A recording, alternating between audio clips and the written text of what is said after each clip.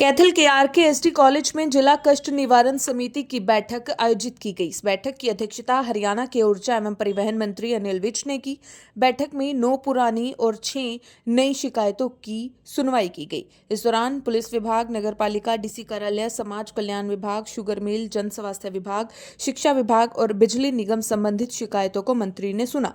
इस दौरान ऊर्जा एवं परिवहन मंत्री अनिल विज ने क्या कुछ कहा है, आइए आपको सुनाते हैं। शिकायतें आई हैं, सारों का हमने सुनकर समाधान किया है, काफी हल हो गई हैं, कुछ पेंडिंग रखी गई हैं। हाँ जी, मैंने वो क्योंकि काफी दिनों से पेंडिंग केस चल रहा है और पुलिस किसी नतीजे पर नहीं पहुंच पा रही है, तो मर्डर का केस है, तो गंभीर केस है, इसलिए मैंने पिछली से पिछली मीटिंग में वो सीबीआई को रेफर कर के लिए लिखा था। तो आज मैंने जो होम सेक्रेटरी उनसे भी बात की है कि भाई इसको परस्यू करो और सीबीआई से जांच कराओ, और जब तक सीबीआई को ये ट्रांसफर नहीं होता, पुलिस को भी मैंने कहा है कि पुलिस भी उसमें आगे प्रोसीड करे।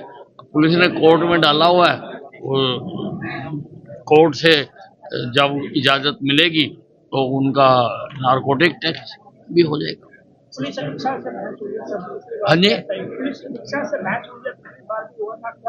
नहीं, अब ये देखिए, हम जो हैं, चाहे मैं हूँ, चाहे कोई अधिकारी हैं, हम सब जनता के लिए हैं और जनता को इंसाफ मिले उसके लिए हैं, और इसलिए उसी ढंग से हमें करना चाहिए कि भाई लोगों को इंसाफ मिले, फायदा मिले। तो जब एसपी को पावर ही नहीं दिया, नहीं, मैं एसपी को तो सस्पेंड करने के लिए कह भी नहीं रहा। मैं तो जब मैं कहता हूं तो जिसको पावर है उसको लिख दो आप कि मैंने ये आदेश दिए। तो साहब, आपके विभाग श्रम विभाग में जो है 1500 करोड़ का घोटाला हो, सर क्या कुछ चल रहा है? नहीं, उसके लिए पहले मैंने सभी जो जिला उपाध्यक्ष हैं उनको लिखा था कि भाई ये ऐसा मामला हमारे संज्ञान में आया और आप कमेटियां बना के जांच कराओ। उन्होंने कमेटियां बनाकर जांच कराई है और अब सीएम साहब ने एक हाई पावर कमेटी बनाई है उन सारे केसों को जांच।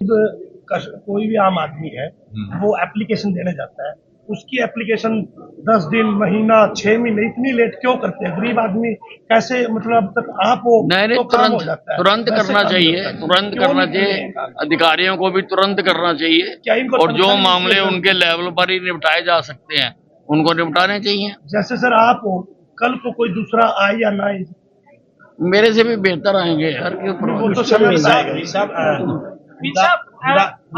प्रदेश अध्यक्ष लगाया है कि उनको विधायकों को बीजेपी द्वारा खरीदने की कोशिश की जा रही है। बैकडोर मीटिंग में नायब साहब तो नाम आया है बंद कमरे में। नहीं, देखिए, उसका मुख्यमंत्री जी ने जवाब दे दिया कि मैं तो जानता भी नहीं और मुझे उस नाम का भी नहीं पता।